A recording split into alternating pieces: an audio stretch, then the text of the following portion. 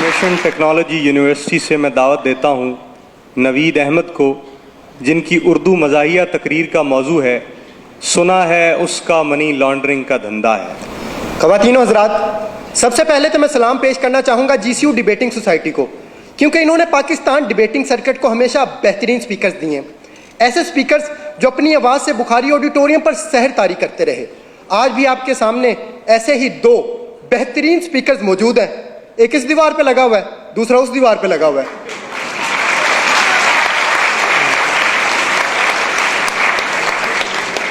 सदर आला वकार, पाकिस्तान में तो हर सियासतदान का मनी लॉन्ड्रिंग का धंधा है, इसलिए मेरी ख्वाहिश थी कि मैं सियासतदान बनूं ताकि इस मनी लॉन्ड्रिंग को ख़त्म कर सकूं। इसलिए मैंने सियासत के मैदान में कदम रखा, फिसल गया। मैंने फिर सियासत के मैदान में कदम रखा, फिसल गया। फिर मुझे एक बाबा जी ने कहा कि सियासत के मैदान में सिर्फ वो नहीं फिसलता जिसने बूट पहने हुए हो।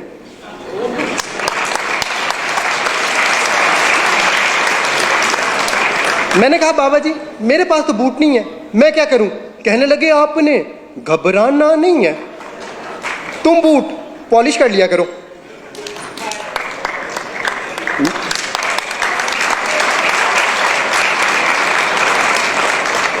मैंने कहा बाबा जी उससे क्या होगा?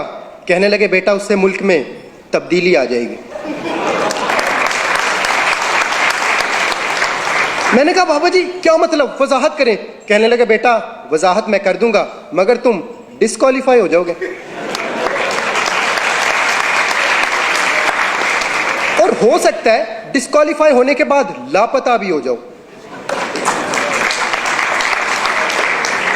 क्योंकि वो नंबर 1 है। सदर आला वकार, कुछ ऐसा ही हुआ। कुछ दिनों बाद मैं लापता हो गया और उन्होंने मुझ पर मनी लॉन्ड्रिंग का इल्ज़ाम लगाकर जेल भेज दिया। जेल में मेरी मुलाकात एक निहायत शरीफ इंसान से हुई।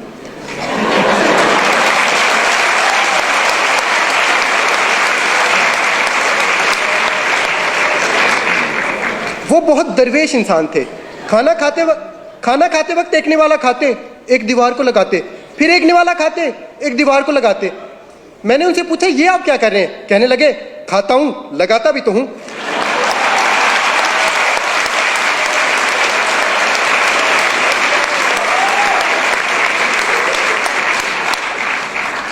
मैंने कहा बाबूजी सुना है आपका मनी लॉन्ड्रिंग का धंधा है, क्या आप इसी वजह से जेल में आए? कहने लगे नहीं बेटा, ये कहानी है 1990 की, जब मैं छुट्टियां गुजारने खलाई जहाज में बैठकर खला में चला गया। वहां पर मुझे एक खूबसूरत एलियन लड़की नजर आई। मुझे उससे मोहब्बत हो गई। उसकी खास बात यह थी कि वो हील की बजाय बूट पहना करती और मैं पॉलिश किया करता। उसके पास गैबी ताकतें थी, वो बंदे गायब कर देती थी। वो बंदे ऐसे गायब करती थी जैसे GCU वालों ने कफील राना को गायब किया।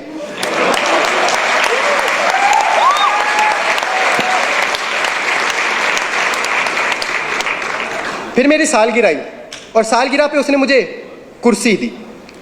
2.5 साल तक मैं कुर्सी के साथ खेलता रहा, फिर उसने कुर्सी वापस ले ली।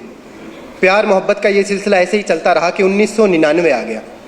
इस मरतबा उसकी सालगिरह आई और तोहफे में मैंने उसे बिल्ला दिया जो डरता वरता किसी से नहीं था। फिर मैंने उसे कहा चलो आओ कोई धंधा शुरू करते हैं। कहने लगी पहले मेरे एक सवाल का जवाब दो, अगर एक लड़की गाड़ी में बैठी हो तो उसे क्या कहेंगे? मैंने कहा गर्ल कार। कहने लगी नहीं कार गर्ल। मैं कहनी गर्ल कार। फिर इसी कारगिल के इशू पे हमारी लड़ाई होगी।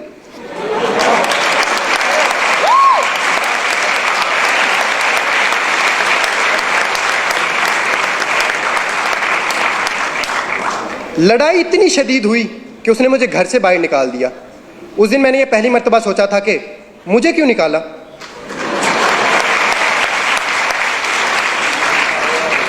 फिर वो 5 साल तक शुजात के साथ साइकिल चलाती रही।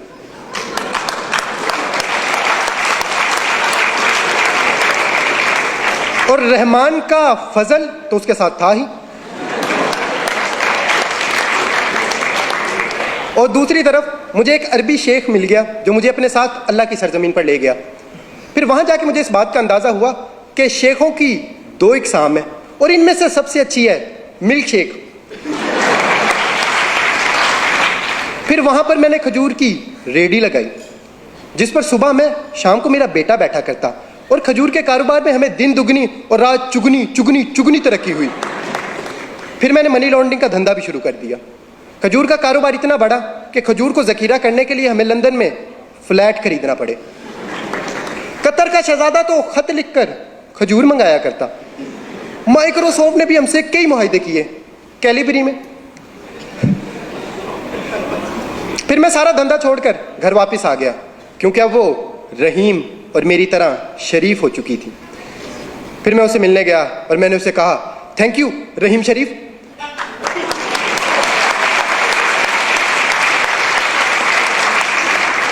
फिर एक दिन हम दोनों वोट डालने पोलिंग स्टेशन गए। वो अपना वोट डाल रही थी कि वोट जमीन पर गिर गया। यह देखकर मुझे बहुत बुरा लगा और मैंने उसे कहा, वोट को इज्जत दो।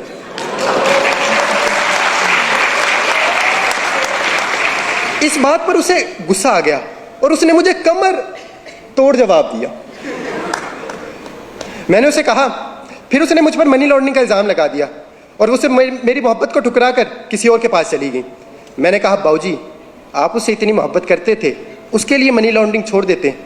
कहने लगे, कैसे मनी लॉन्ड्रिंग छोड़ देता, फिर मेरे बच्चों का क्या बनता, क्योंकि उनकी लंदन में तो क्या पाकिस्तान में भी कोई जायदाद नहीं है। और अगर मैं मनी लॉन्ड्रिंग छोड़ देता तो रोटी कहां से खाता। मैंने कहा, देखें रोटी का वादा अल्लाह ने किया है और सालन आप लंगर खाने से ले लेते। फिर कहने लगे, मुझे छोड़ने की एक वजह यह भी थी कि मैं मोटा था और अब वो हैंडसम के पास गई थी। फिर मैं हैंडसम से मिलने बनी गाला मैरिज ब्यूरो गया क्योंकि उनका शादियों का धंधा था।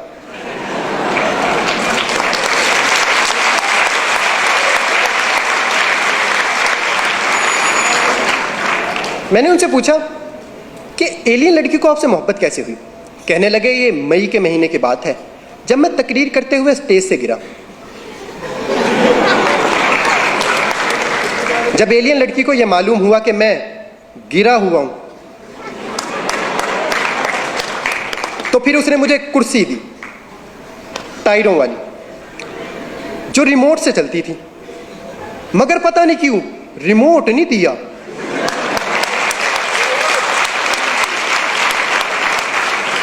फिर वो 1 साल तक कुर्सी चलाती रही कि रिमोट की बैटरी खत्म हो गई। उसने चार्ज करना चाहा, प्लग दूर था, इसलिए फिर मैंने उसे एक्सटेंशन दी।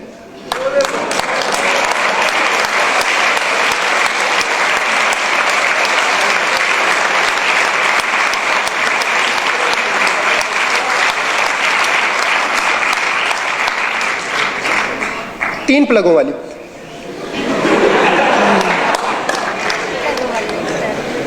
क्योंकि उसकी उम्मीद नाज का हमसे ये मान था कि आप सर्विस बढ़ा दीजिए।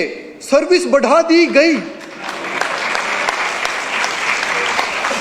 सदर आली वकार, अब तो ये आने वाला वक्त ही बताएगा कि एलियन लड़की रिमोट वाली कुर्सी चलाती है या फिर डीजल वाली।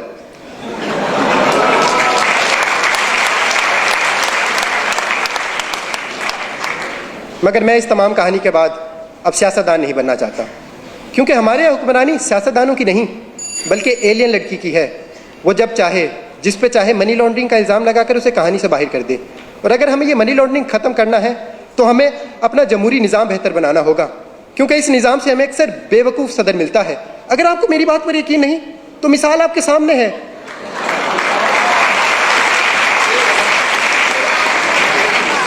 अमरीकी सदर की। शुक्रिया। इस साल बेहतरीन उर्दू मुक़र्रिर का एज़ाज़ हासिल किया IT यूनिवर्सिटी लाहौर से नवीद अहमद ने।